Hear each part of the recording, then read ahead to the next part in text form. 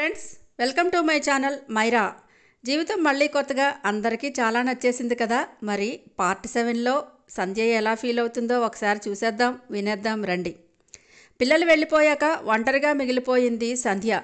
రెక్కలు వచ్చి పిల్ల పక్షులు ఎగిరిపోతే మిగిలిపోయిన తల్లి పక్షిలా ఉంది సంధ్య మానసిక స్థితి. వారిని ఆపాలని చూడలేదు సంధ్య. తను అడిగితే ఆగిపోయేవారు కాదు తనకు కావాల్సింది. నేనేంటో తెలుసుకొని వాళ్లే నిర్ణయించుకోవాలి అనుకుంది. మనసులో మాటను తెలుసుకునే శక్తి అందరికీ ఉండదు. కట్టుకున్నవాడు కడదాకా తోడు ఉండాల్సిన వాడు అయినా భర్తకు మాత్రమే ఆ శక్తి ఉంటుంది. కానీ అందరి భర్తలు అలా ఉండరు. కొన్నాళ్ళు కలిసి కాపురం చేసిన భార్యాభర్తల్లో భర్త ప్రతి ఇష్టాన్ని భార్య ఇట్టే చెప్పగలదు. కొన్నేళ్లు కలిసి ఉన్న మీ భార్యకు ఏమిష్టం అని అంటే ఆ భర్త తడుముకుంటాడు. టక్కున చెప్పలేడు. కనీసం ఆలోచించి కూడా చెప్పలేడు. తన అనుకుంటే ఆడవాళ్ళు అంత తొందరగా అల్లుకుపోతారు. ఎదుటి వాళ్ళకి సంబంధించిన ప్రతి ఇష్టాన్ని కూడా క్షుణ్ణంగా ఇట్టే తెలుసుకుంటారు. కానీ ఒక భార్య గురించి భర్త చెప్పాలంటే మాత్రం ఆలోచిస్తాడు. నిజంగా అలా చెప్పే భర్తే గనక ఉంటే ఆ భార్య జీవితం ధన్యమే అవుతుంది. సంధ్య సాయం సంధ్యలానే ఒంటరి అయిపోయింది. పిల్లలిద్దరూ మేం సంపాదిస్తున్నాం కదా, నువ్వు ఇంకా ఎందుకు స్కూల్కి వెళ్ళటం అని ఒత్తిడి చేస్తే, మీరిద్దరూ వెళ్ళిపోతే నాకు కాలక్షేపం ఎలా అవుతుందిరా అంటూ పిల్లల మాటను కొట్టివేసింది. పిల్లలిద్దరూ ఉద్యోగాల కోసం యుఎస్ వెళ్ళిపోవటంతో సంధ్య ఒంటరిగా ఫీల్ అయింది. స్కూల్లో ఉన్నంతసేపు ఎలాగో ఒకలా గడిచిపోయినా ఇంటికి వచ్చేసరికి మాత్రం సమయం గడుస్తున్నట్టే ఉండేది కాదు సంధ్యకి. ఇంత లోన్లీగా ఫీల్ అయ్యే బదులు మీ ఇద్దరిలో ఎవరో ఒకరు ఇక్కడే ఉండిపోండి అని నువ్వు చెప్పొచ్చు కదా సంధ్య అని అంతరాత్మ నిలదీసింది. నా కోసం ఏది ఎప్పుడు ఎవరిని నేను అడగలేదు. బాధ ఇచ్చినా సంతోషమిచ్చినా నా చుట్టూ ఉన్న మనుషులు నాకు ఏది ఇచ్చినా తీసుకున్నాను. నన్ను వదిలి దూరంగా వెళ్ళొద్దు అని అడిగి పిల్లల కళ్ళల్లో నిరాశని నేను చూడలేను. నా చుట్టూ ఎంతమంది ఉన్నా నేనెప్పుడూ ఒంటరిదాన్నే కదా అనుకుంది సంధ్య భారంగా. ఏంటో జీవితం నత్తలా నెమ్మదిగా నడుస్తున్నట్టు అనిపించింది. పిల్లలు ఇద్దరూ 2 రోజులకు ఒకసారైనా ఫోన్ చేసి మాట్లాడుతున్నారు. అక్కడి వింతలు విశేషాలు పూసగుచ్చినట్టు అన్నీ చెప్తున్నారు. వరుణ్ అయితే బెంగ పెట్టుకున్నాడు. ఇక్కడ ఏం తిన్నా నువ్వు వండినట్టుగా అనిపించడం లేదమ్మా అన్నాడు. దానికి సంధ్య నవ్వేస్తూ, అలా అంటే ఎలా నాన్న, అన్ని రకాలు అలవాటు చేసుకోవాలి కదా. తమ్ముడు చూడు ఎంత చక్కగా కొత్త ఫుడ్ని ఎంజాయ్ చేస్తున్నాడు. నువ్వు కూడా అలాగే అలవాటు పడాలి అంది. నా సంగతి తరువాత. నువ్వెలా ఉన్నావమ్మా, ఒక్కరివే ఉంటున్నావు కదూ, పోనీ నేను వచ్చైనా అన్నాడు. ఏం పర్వాలేదు నాన్న, నాకు అలవాటే కదా. అయినా అవకాశాలు అందరికీ రావు. వచ్చినప్పుడే అందిపుచ్చుకోవాలి. వచ్చేయమని నేను చెప్పను, కానీ ఉండిపోమని కూడా చెప్పను. మీ కెరియర్ ఎలాంటిదో ఎలా మలచుకోవాలో మీకు తెలుసని నేను అనుకుంటున్నాను అంది సంధ్య.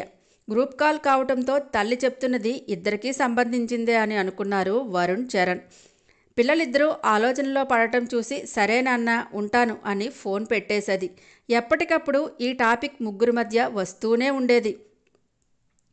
పడుకున్న వెంటనే నిద్ర పట్టేసేది సంధ్యకు. ఏ అర్ధరాత్రో మెలకు వచ్చేసేది. ఇక అంతే, తెల్లవార్లు జాగారమే.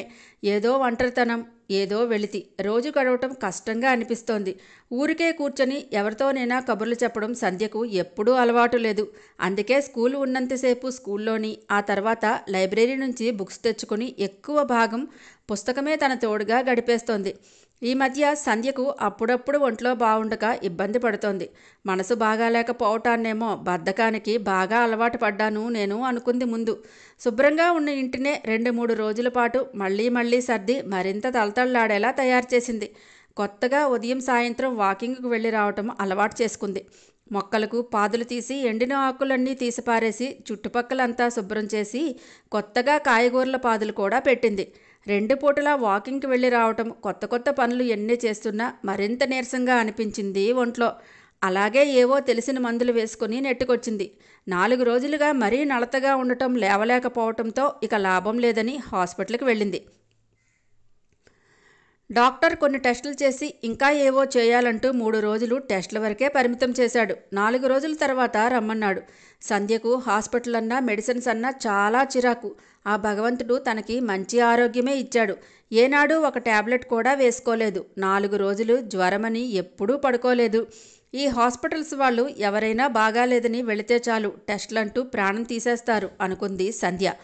అనుకున్నట్టుగానే సంధ్య 4 రోజుల తర్వాత మళ్ళీ హాస్పిటల్కి వెళ్ళింది. మిగిలిన టెస్టులు కూడా చేసి మీ వారు ఉంటే పిలవండి అన్నాడు డాక్టర్. సంధ్యకు ఒళ్ళు మండిపోయింది. అసలే హాస్పిటల్ అన్నా మందులన్నా పరమ చిరాకైన సంధ్యకు డాక్టర్ ఆ మాట అడగటంతోనే కోపం వచ్చింది. చూడండి, బాగా లేనిది నాకు, మధ్యలో ఆయన ఎందుకు? ఏదైనా నాతోనే చెప్పండి. ఆఖరికి నా చావు వార్త అయినా నాతోనే చెప్పండి అంది కోపంలో నోరు జారుతూ. డాక్టర్ విస్తుపోయినట్టు చూశాడు. సంధ్య కోపాన్ని కంట్రోల్ చేసుకుని, సారీ డాక్టర్, నాకెవ్వరూ లేరు. మీరేం చెప్పినా నాకు భయం లేదు. లేదంటే రిపోర్ట్స్ ఇచ్చేయండి, ఇంకెక్కడైనా చూపించుకుంటాను అంది చికాకుని కనిపించునీయకుండా డాక్టర్ని చూస్తూ. Okay okay, cool. చూడండి, నిజంగానే మీ హెల్త్ ప్రాబ్లంలో ఉంది. మెడిసిన్స్ తీసుకుంటే తప్పక క్యూర్ అయిపోతుంది. మనలో చాలామంది మనకే డిసీజ్ లేకపోయినా ఏదో ఉందనుకుంటూ ఏవేవో ఊహించుకుంటారు. దానివల్ల వారికి ఉన్న వ్యాధి కంటే ముందు భయమే ఎక్కువ ఉంటుంది వారిలో. ఇప్పుడు అవన్నీ నాకెందుకు చెప్తున్నారు అంది సంధ్య సందేహంగా. ప్లీజ్ కొంచెం ఓపికగా వినండి అన్నాడు డాక్టర్ పరమశాంతంగా. మనోధైర్యంతో ఉండండి. ముందు పాజిటివ్ థింకింగ్ అలవర్చుకోండి. ఇది మందుల కంటే ఎక్కువగా మనిషి మీద పనిచేస్తుంది. యోగా, మెడిటేషన్ లాంటివి చేయండి. ప్రశాంతంగా ఉండండి. ప్రేమని పంచేవారి మధ్య ఉన్నట్లయితే ఇవేమీ మీకు గుర్తుకురావు. ఇప్పుడు ఉన్న అడ్వాన్స్ టెక్నాలజీలో సాధ్యం కానిదంటూ ఏదీ లేదు. Take care. ఇలాంటి డిసీజ్ ఒకటి ఉందని పేషెంట్స్కి చెప్పడంతో వాళ్ళ మైండ్ డిస్టర్బెన్స్ అవుతుంది. ప్రపంచంలో అందరూ బాగానే ఉన్నారు, నాకేనా ఇలా జరిగింది అంటూ వారి ఆలోచనలు ఎక్కడెక్కడికో వెళ్ళిపోతూ ఉంటాయి. అయితే మీరు చదువుకున్న వారిలా ఉన్నారు కాబట్టి కొంచెం పాజిటివ్గా ఆలోచించండి. మీకున్న పాజిబిలిటీస్ ఏంటో ఒకసారి నేను చెప్పినట్టు కాకుండా మీ అంతటి మీరు తెలుసుకోవటానికి ట్రై చేయండి. ఒక డాక్టర్గా నేను ఇచ్చే అడ్వైస్ ఇదే. మీకు డాక్టర్స్ నచ్చినట్టు అడ్వైజ్ ఇస్తారు అనుకోకండి. మందులు ఇవ్వలేనిది మనోధైర్యం ఇస్తుంది. నేను ఇప్పుడు చెప్తున్నదంతా కరెక్టే. మీ ఆరోగ్యం మరీ అంతగా పాడైపోలేదు. మందులు తీసుకుంటే తప్పకుండా క్యూర్ అవుతుంది. ఏదైనా మీ ఆలోచనలోనే ఉంటుంది. అది మీరు బాగా గుర్తుపెట్టుకోండి. నేను ముందు చెప్పినట్టుగా భయం వల్లే ఎక్కువ మంది ప్రాణాలు తొందరగా పోతాయి.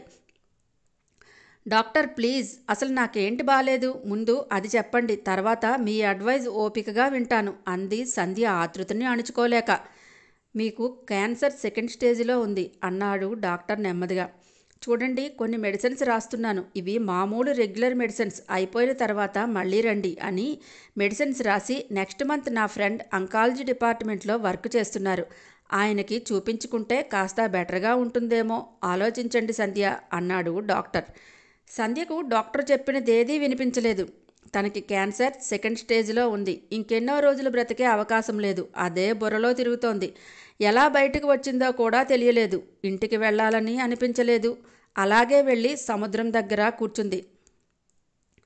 ఎగిసిపడే అలలను చూస్తోంది. తన మనసులాగే సముద్రం కూడా అల్లకల్లోలంగా ఉన్నట్టు అనిపించింది. అదుపులేని అలలు తీరాన్ని అందుకోలేవని తెలిసినా ఎందుకో అంత ఆరాటం. అలుపులేని పోరాటం. ఆగిపోతే ఏమవుతుంది? సూర్యుడు పడమర ఉదయిస్తాడా? చంద్రుడు రావడం మానేస్తాడా? ప్రపంచం తలకిందులవుతుందా?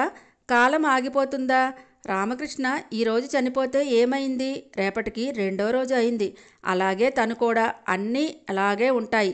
ఏదీ ఆగదు, ఏదీ మారదు. ఉన్నవాళ్లే ఉంటారు, లేనివాళ్ళు పోతారు. తాను మాత్రమే ఉండదు, అంతే. ఇదేనా శ్మశాన వైరాగ్యం అంటే? ఒక మనిషిని బాధపెట్టి భయపెట్టి తనకు నచ్చినట్టు జీవితాన్ని మలుచుకునేవాళ్ళు ఎందరో. తనకు తెలిసి తను ఎవరితో గొడవపడిన సందర్భమే లేదు. జీవితంలో అమ్మ ప్రేమ ఎలాంటిదో రుచి చూడలేదు. నాన్న మెతకదనం తన్ని ఒక ఆట ఆడించేలా చేసింది సవతి తల్లి ప్రవర్తన. అప్పుడు కూడా తిరగబడి పౌరుషంగా ఒక్కసారి కూడా సమాధానం చెప్పలేదు ఆవిడికి. పెళ్లి గురించి పెద్దగా ఊహలు కోటి కోరికలు లేకుండానే రామకృష్ణకి భార్యని అయ్యాను. సంసారం అంటే తెలియకుండానే 2 పిల్లలకి తల్లినయ్యాను. అత్తగారు నా కోడలు మంచిది కాదు, లేచిపోయిందంటూ గొడవ చేసినప్పుడు కూడా తలదించుకున్నానే కానీ ఎదురు తిరిగి సమాధానం చెప్పలేకపోయాను. ఇంట్లోంచి వెళ్ళగొట్టిన రోజు కూడా భర్తగా నువ్వు నాకేం చేశావు అంటూ రామకృష్ణని నిలదీయలేకపోయాను. ఒక్క ఆడపిల్ల ఉంటే బావుండునని అనిపించేది. కానీ పిల్లల్ని తీసుకుని ఇంట్లో నుంచి బయటకు వచ్చేసిన నాడు ఒకటే అనిపించింది, దేవుడు మగపిల్లల్ని ఇచ్చి మంచి పనే చేశాడని. ఇప్పుడు అనిపిస్తోంది, మగపిల్లలే కదా, తల్లి అవసరం పెద్దగా ఉండదేమో. తన పిల్లలు రేపు తను లేకపోయినా ఉండిపోగలరు. దేవుడు తనకి మంచే చేశాడు. ఒక ఆడపిల్ల ఉండుంటే ఇలా అర్ధాంతరంగా వదిలేసి వెళ్ళిపోతే ఎంత బాధ. దేవుడు మగపిల్లల్ని ఇచ్చి తానేంటో చూపించాడు. దిక్కులేని వాడిలా రామకృష్ణ తన గుమ్మంలోకి వచ్చిన రోజు కూడా పౌరుషంగా 4 మాటలు అన్నానే కానీ ఏనాటి రుణమో ఉండిపోయిందేమో. అందుకే తిరిగి తిరిగి చివరికి మళ్ళీ నా దగ్గరికే వచ్చాడు. నా చేతుల మీదుగానే అన్ని కార్యక్రమాలు జరిపించాల్సి వచ్చింది. కానీ నాకెందుకు అని వదిలేయలేదు. బాధ్యతగా పిల్లలు చేయాల్సిందంతా చేయనిచ్చాను. పిల్లలు ఉద్యోగాల కోసం వెళ్ళిపోతుంటే నన్నెవరు చూస్తారు, మీరు వెళ్ళొద్దు, ఇక్కడే ఉండండి అని కూడా గట్టిగా అడగలేకపోయాను. దేవుడు చాలా ఇరిటేషన్లో నన్ను తయారు చేసి ఉంటాడు. అందుకే తనది అర్ధాంతరమైన జన్మ. ఇసుకలో గీతలు గీస్తూ ఎంతసేపో సంధ్య అలాగే ఆలోచనల్లో కూర్చుండిపోయింది. ఆలోచనలు అదుపు లేకుండా ఎక్కడెక్కడికో విహరిస్తున్నాయి. సముద్రపు ఘోషలో ఆమె బాధ కలిసిపోయినట్టు ఎక్కడి నుంచి ఎక్కడికో వెళ్ళిపోతున్నాయి ఆలోచనలు. దూరంగా ప్రేమికులేమో ఒకరి చేతులు ఒకరు పట్టుకొని ఇసుకలో అడుగులు వేస్తూ నడుచుకుని వెళుతున్నారు. మరొక జంట తమ పిల్లాడిని చెరో చేత్తో పట్టుకొని ఆనందంగా అలల మీద ఆటలాడుతున్నారు. కొత్త జంటేమో ఒక అమ్మాయి అబ్బాయి చెవిలో ఏదో చెప్తూ ఉంటే సిగ్గుపడుతూ అబ్బాయి గుండెల్లో ఒదిగిపోతోంది. అతి చిన్న చిన్న విషయాలు రోజూ కంటికి మామూలుగా కనిపించేవే ఇవన్నీ. కానీ నా బతుకులో ఇలాంటి చిన్న చిన్న వాటికి కూడా స్థానం లేకుండా పోయింది. ఎందుకు తండ్రి వాసన లేని గడ్డి పువ్వులా ఇలా పుట్టించావు అనుకుంది సంధ్య. చుట్టూ చీకటి అలముకుంది. తన బ్రతుకులాగే అనుకుంటూ ఇంటిదారి పట్టింది. తలుపులు తీసేసరికి ఇంట్లో కూడా తనకి సంతాపంలా భయంకరమైన నిశ్శబ్దం.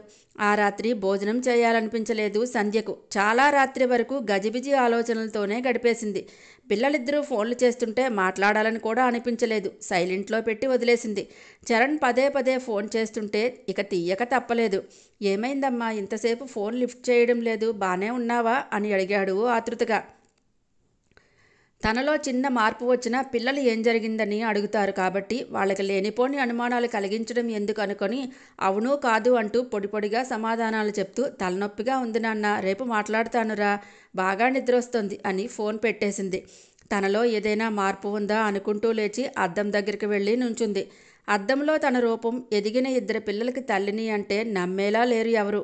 తనని తాను తరచి చూసుకుంది. తనలో మరో రూపం మెదిలింది. భరించలేనట్టు వెనక్కి తిరిగింది సంధ్య. ఆ రూపం ఎవరిదో తెలుసు. మెల్లగా వార్డ్రోబ్ తెరిచింది. చీరల అడుగున ఉన్నది తీసింది. వణుకుతున్న చేతులతో ఓపిక లేనట్టు దాన్ని పిల్లో కింద పెట్టేసి వంటగదిలోకి వెళ్ళి స్టవ్ వెలిగించి పాలు వేడి చేసుకుంది.